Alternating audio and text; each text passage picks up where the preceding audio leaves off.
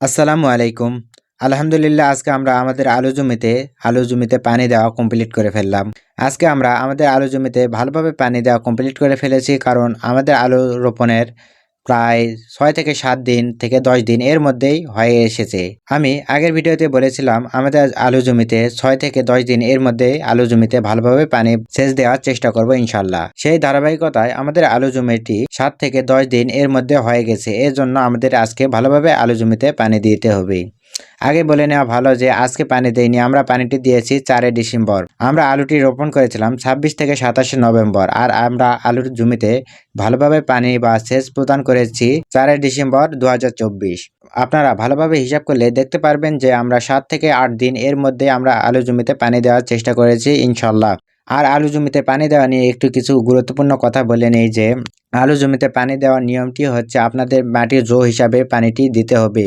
আপনারা পানি কিভাবে দিবেন বা বেশি দিবেন কি কম দিবেন সেটি আপনার নির্ভর করবে আলু জমির মাটির উপর। আপনাদের মাটি যদি খুবই খরা বা খুবই শুকনো হয় তাহলে একটু পানি বেশি দিতে হবে। আর যদি মাটি একটু ভেজা বা একটু ভালোভাবে কম থাকে এরকম মাটি হলে আপনারা আলু জমিতে অল্প পানি দিলেও কোনো সমস্যা হবে না ইনশাল্লাহ। আমরা আলু জমিতে কোনো জমিতে একটু বেশি এবং কোনো জমিতে একটু কম এরকম পানি দেওয়ার চেষ্টা করেছি ইনশাল্লাহ। আপনারা এখন স্ক্রিনের দিকে খেয়াল করলে দেখতে পারবেন যে আমাদের আলু জমিতে একটি আলু ড্যান কেটে দিতে বের হয়েছে। সেই আলুটি দেখুন কি সুন্দর শিকড় বের হয়েছে।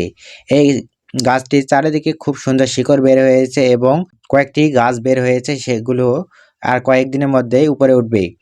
আজকে যখন আমি এই ভিডিওটি বানাচ্ছি আমাদের আলু জমিতে অনেকগুলো গাছ বের হতে শুরু করেছে।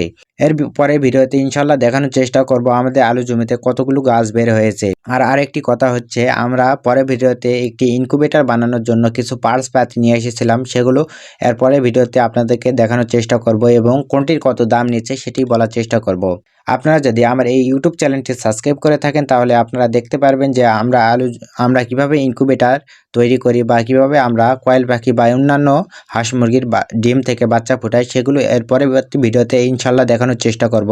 আর আলু জমিতে পানি দেওয়া নিয়ে একটু খোলাসা করে বলছি যে আলু জমিতে পানি দেবেন আপনাদের মাটির উপর নির্ভর করে। আপনারা আপনাদের এলাকায় দেখবেন অনেক অভিজ্ঞ লোক আছে যারা আলু চাষ করে এবং ভালো ফলন পায়, তাদের দেখে আপনারা পানিটি দিতে পারেন। আর কি ঔষধ দিবেন এই ভিডিওগুলো নিয়ে কিছুদিন পর আসবো ইনশাল্লাহ। এখনো আমরা কোনো প্রকার ঔষধ কিনিনি। ঔষধগুলো যখন কিনবো সেগুলো নিয়ে এরপরে ভিডিওতে দেখানোর চেষ্টা করব, বা এর পরবর্তী যে ভিডিওগুলো আসবে সেই ভিডিওগুলোতে দেখানোর চেষ্টা করব ইনশাল্লাহ। তো ভিডিওটি যদি ভালো লাগে ভিডিওটিতে একটি লাইক দিয়ে চ্যানেলটি সাবস্ক্রাইব করতে পারেন। আর আপনার মতামত অবশ্যই কমেন্ট বক্সে জানিয়ে দিতে পারেন।